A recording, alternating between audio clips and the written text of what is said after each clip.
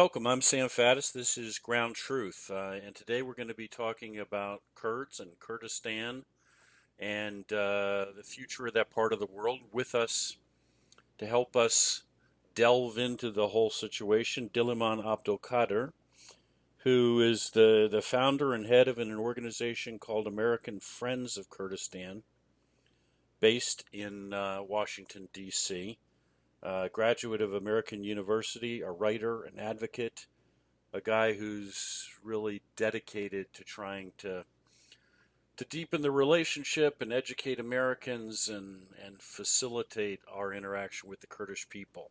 Diliman, welcome. Thanks for having me, Sam.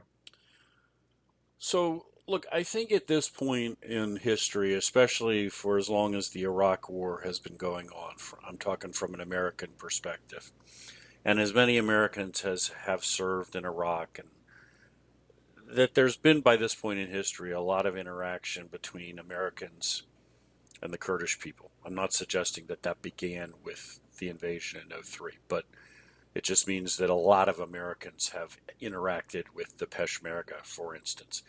And so there's this kind of general awareness that maybe didn't exist 20 years ago of the existence of a Kurdish people and Kurdish issues.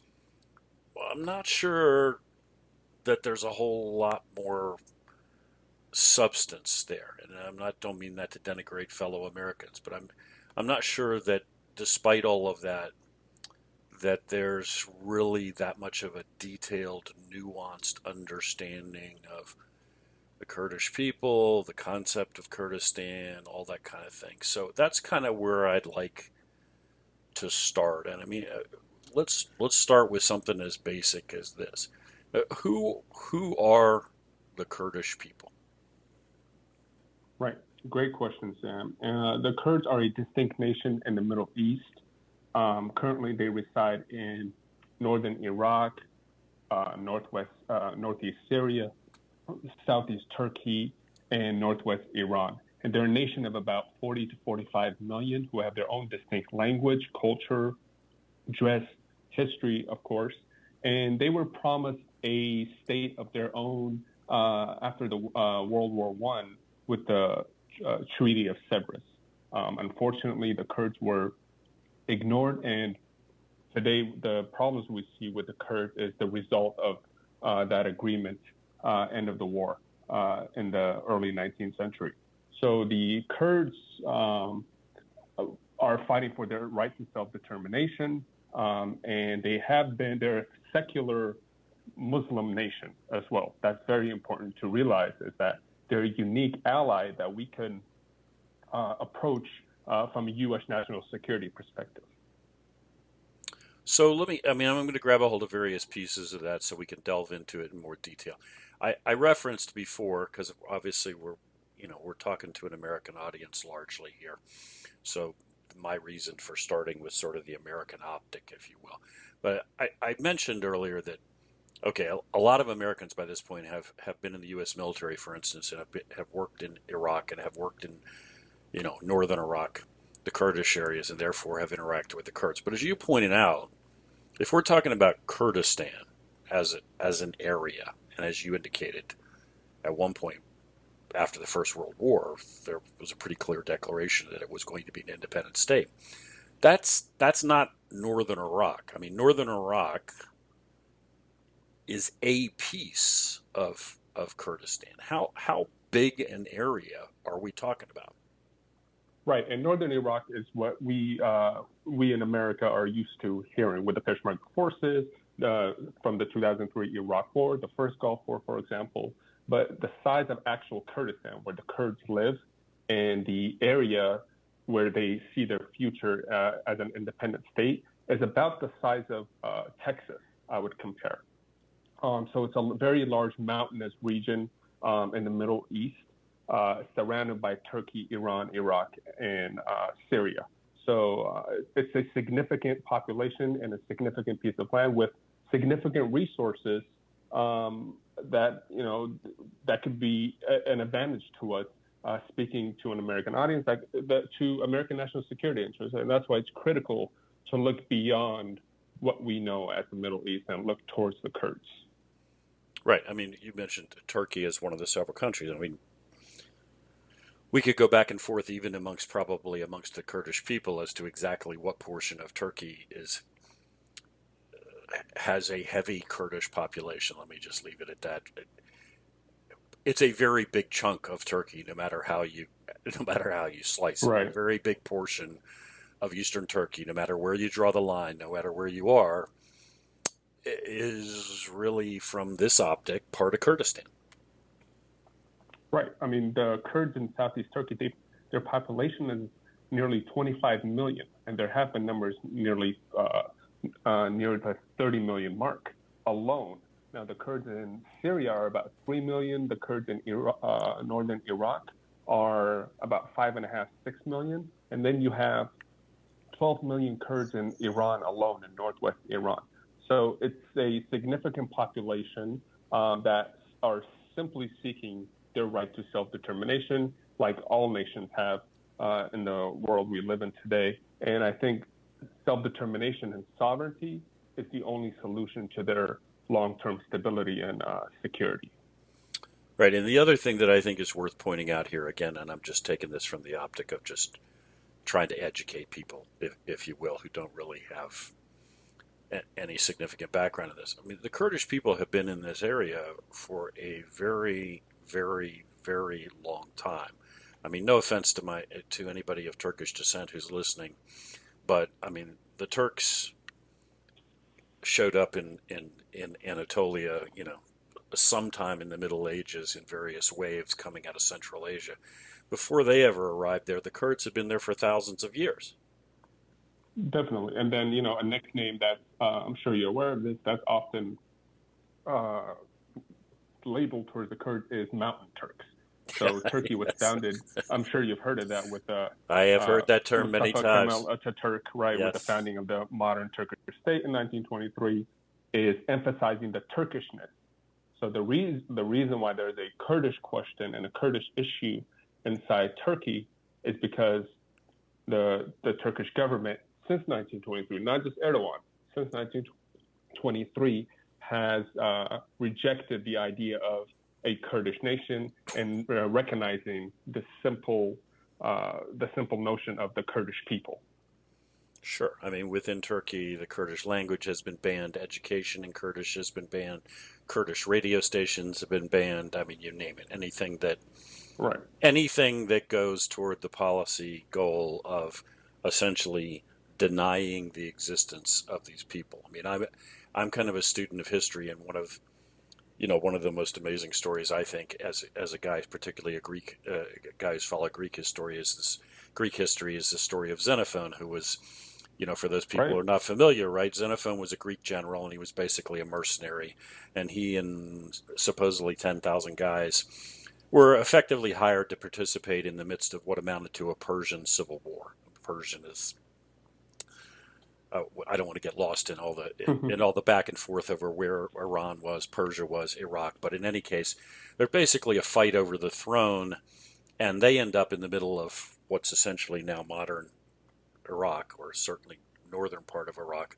And they're sort of on the losing side. In effect, they don't have a paymaster anymore. There's 10,000 Greek guys that were hired to be in a war, and now essentially their boss isn't around anymore. Nobody's paying their salaries, but they still got to get home. And these guys in the very amazing story basically fight their way back out all the way across what's now Kurdistan in Turkey and home to Greece. But in any event, in the process, since a lot of that area was inhabited by Kurds, the people they're fighting along the way, and who, by the way, Xenophon clearly respects when he writes his story. He's like, I mean, this is no easy matter, precisely because now all they want to do is march home, but understandably enough, people are not particularly excited to find a Greek army marching past their villages and towns, and so there's considerable hostility.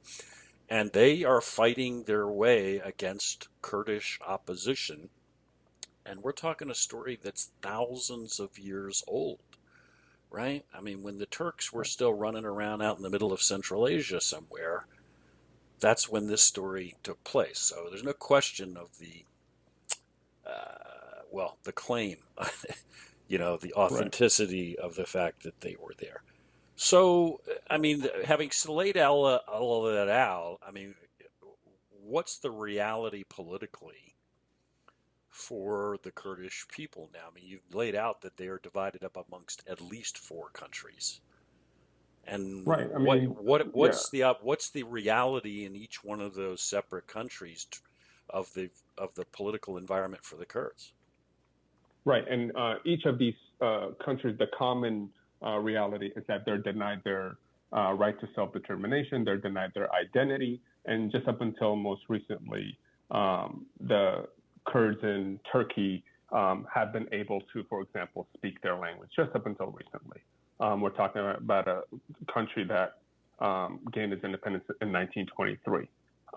So the reality, for example, in Iraqi Kurdistan in North Iraq or South Kurdistan, as the Kurds call it, is that currently they have a autonomy in that region thanks to the United States, this occurred and was implemented during the first Gulf War, and they've had a government since 1992 up until now. The Kurds in Syria have been fighting for a recognized autonomous region similar to that of the Kurdistan Regional Government in Iraqi Kurdistan. And the Kurds in Syria, actually, it's a very distinct story because they control 30% of the territory in northeast Syria, which they reside in. There's about 3.5 million. The population in that region is about 5 million if you consider the Arab populations and also the IDPs and refugees. And they control about 80 to 90% of the resources, the oil resources. So the alternative in northeast Syria, or what the Kurds call Rojava, which is West Kurdistan, is that you either recognize the Syrian Democratic Council, the political wing of our allies, the Syrian Democratic Forces, or the Assad regime in Damascus. So that's the situation there. And then, of course, unfortunately, Assad is promising to regain every inch of Syrian territory, meaning either the Kurds submit to his power, or he'll take everything, or he'll retake these territories. In southeast Turkey, where the Kurds are, or North Kurdistan, we have to ask ourselves why there is an armed group. There is a large Kurdish question that has been unanswered by the Turkish government, largely because Turkey does not want to address this peacefully. And some Kurds have taken up arms, and some Kurds have joined the nonviolent route. But even the nonviolent route, for example, the Kurdish political party there, the HDP, most of its members are in jail. Salahuddin Demirtas, the human rights lawyer who has gained over 6 million votes, has been in jail for a few years now, largely because he gained the threshold of over 10% in the Turkish parliament, and Erdogan did not like that. And when we're crossing the border into Iran, the Kurds in Iran are the least talked about, largely because the regime has a strong control of its territory. But the Kurds in Iran are facing two issues. One is that they're Kurdish and they're not Iranian. They don't identify as Persian. Mm-hmm. Two is that they're Sunni in a Shiite-led regime government. So they're targeted for these two reasons. And we have over 45% of the prisoners in Iran are Kurdish, and they're being hung every day on cranes, and they're political prisoners, and their areas are economically underdeveloped. So the situation is very dire for the Kurds across the region. The most progress we've seen is Iraqi Kurdistan. Yeah, and just to make something clear that you just said, because I understand what the reference is. When you're talking about hanging people on cranes, the Iranians actually use cranes, like most people are familiar with from construction projects in the U.S., essentially as makeshift gallows. In other words, when you're hung from a crane, that means you're hung by the neck until dead. They just use a crane to do that. That's what we're talking about. That's right. And actually, the first independent Kurdish state, it's considered one of the first independent Kurdish states, began in Iranian Kurdistan or Eastern Kurdistan in Rojhelat. And this was in 1946, which was called the Republic of Mahabad. This lasted only about 10 months up until the Soviet Union then withdrew, and then the regime, and then the central government in Tehran came in and took over. So that was another. So there has been attempts at self-determination for the Kurds throughout history. That was successful for about 10 months, and then was taken down. And then, of course, you remember the 2017 independence referendum that the Kurds in Iraq held. Right. And you referenced something several minutes ago that I want to come back to, which is, I mean, I think for a lot of Americans, again, looking at this through the lens of our experience as a country, particularly since 9/11, these days when you think about the Middle East, immediately a lot of Americans think about extremism. They think about Islamic extremism. Overwhelmingly, the Kurdish people are Sunni Muslims, but as you indicated, overwhelmingly secular. I mean, I can remember being in Kurdistan in northern Iraq in 2002, before the invasion, and one of the things that always struck me was not too far from where we were located, there was a church that actually had a big neon cross on it, almost like you might see in some U.S. cities. Very incongruous up in the mountains, but what always struck me anytime we would see that would be, good God, no pun intended. Can you imagine that structure existing and not being destroyed, not being defaced, not being attacked in most of the Middle East? It would be impossible. It would be mobbed most places. And yet, clearly these people were not only not concerned about having a church, but not concerned about having a big, literally glowing in the middle of the night, visible for miles cross on the structure. Right. I mean, and as you remember, I mean, since the 2003 Iraq War, the Christian population in the Middle East, and specifically Iraq, has dropped dramatically. I mean, the number, I believe it was about 1.4, 1.5 million Christians in Iraq specifically. That number is a little, maybe around 200,000, if that, today. And when Daesh came about in 2014, the Islamic State, Christians and minorities and Yazidis did not run towards Baghdad. They did not run towards Damascus or Tehran or even Turkey. Most minorities, especially Christian minorities, fled to the Kurdistan region in Iraqi Kurdistan or the Kurdish-held control territory of northeast Syria.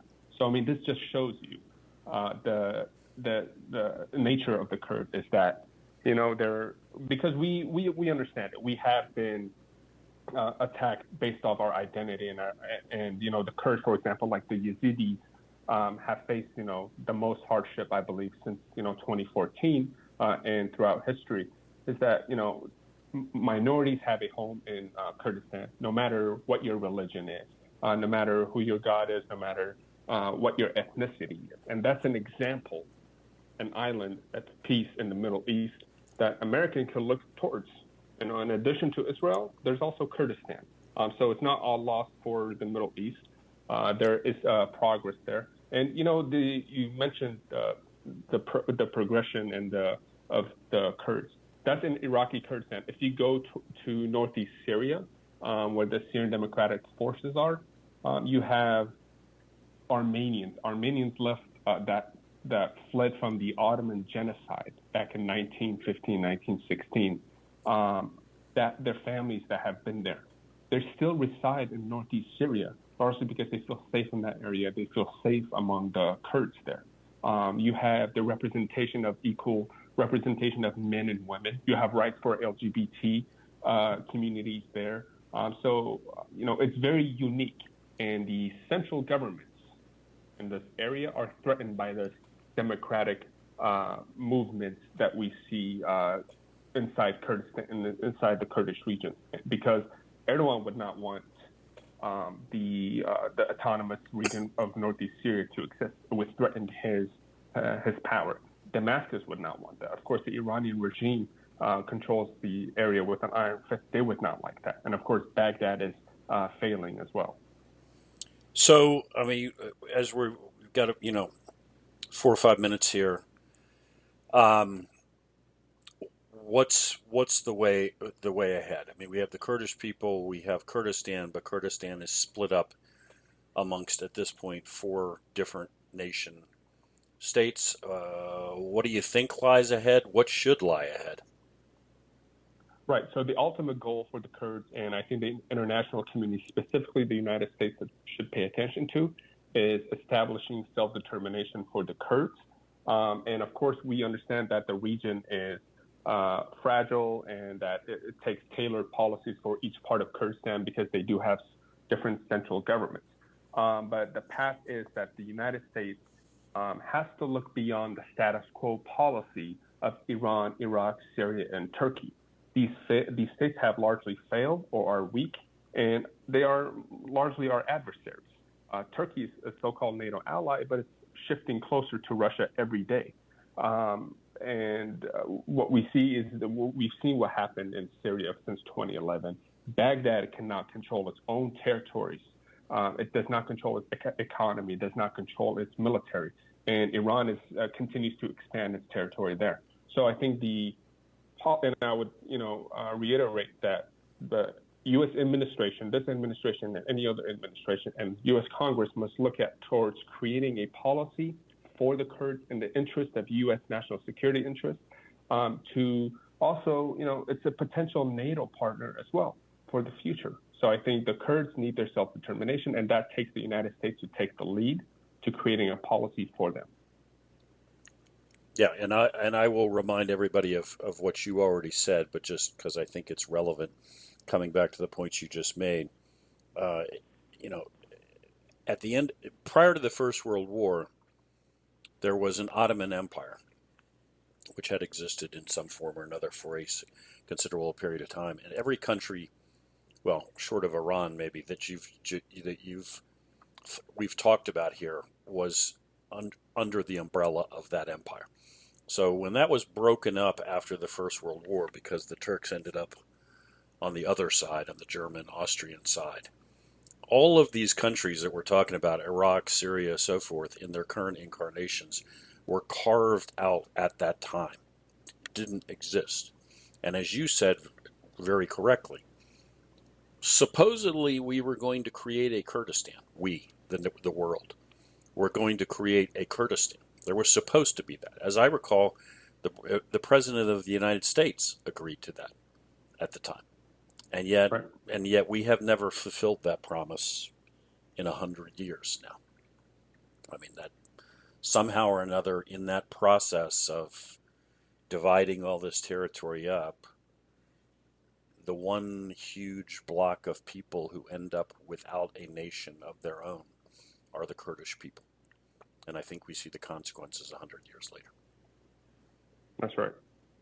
And I believe it was Woodrow Wilson at the time, if I'm not mistaken. Absolutely. Which supported, was part of his 14 points.